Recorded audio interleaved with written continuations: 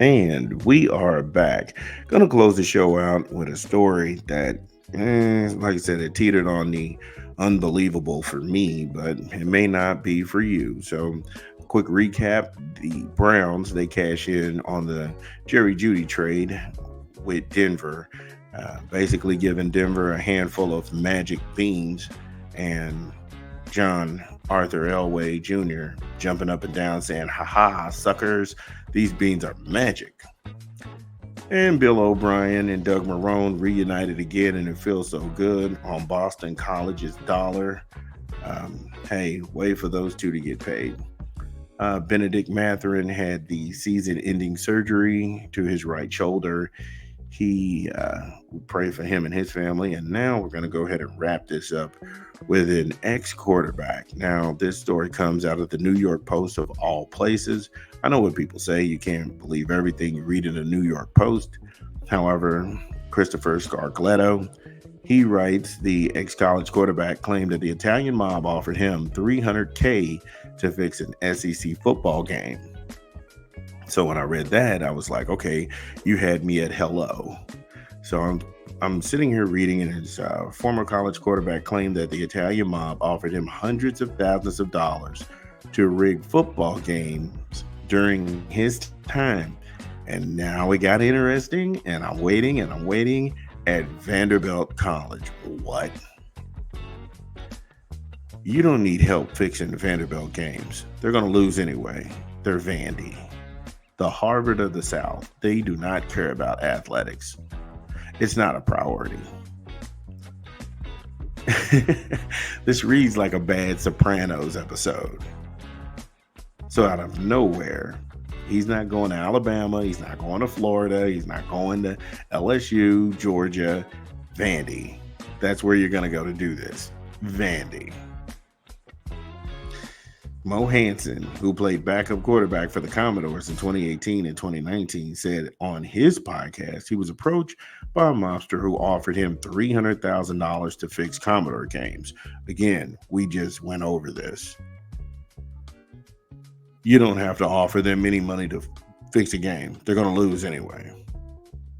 This was just a waste of time.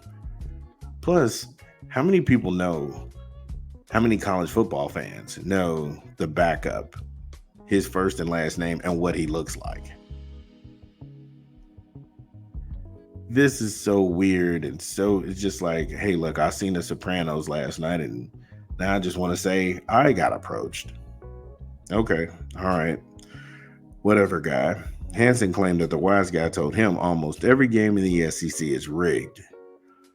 Now, that may have some validity to it, because for a long time, Georgia and Alabama were running this scam where they both would have undefeated seasons until they played each other, usually in the SEC title game.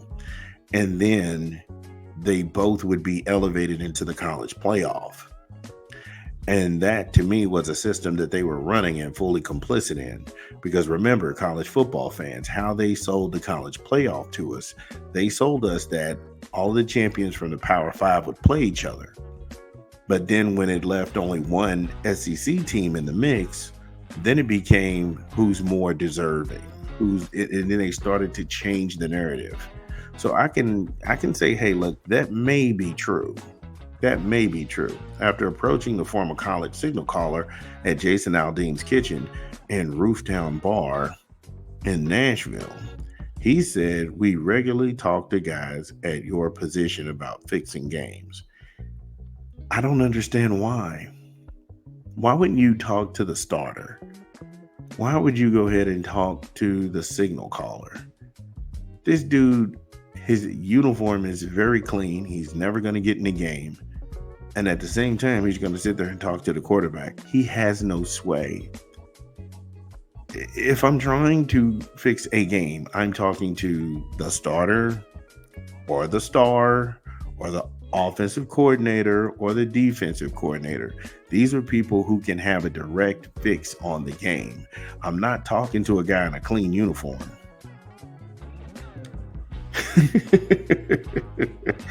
Hassan said in a clip on his episode posted on X or Twitter or whatever you want to call it, He named guys in the SEC who I don't want to say their names. Yeah. So the mob guy comes up and says, we target guys like you to fix games all the time. Here are a list of names in the SEC that we gonna go ahead and give you the proof, and it's gonna add weight to our story. You know the names, but you don't want to say the names. If you don't want to say the names, then why even bring it up?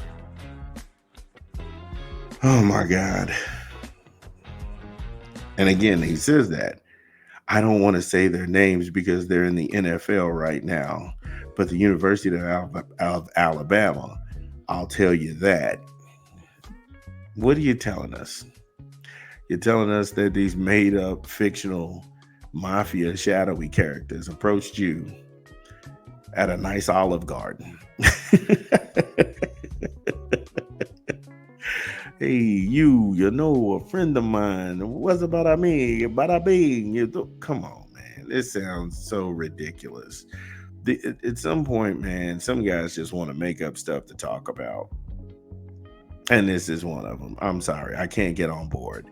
If he would have said he was at Florida fixing games, or if he would have said LSU, Georgia, Alabama, dude, you said Vandy. Why would I have to fix a game I'm going to lose anyway?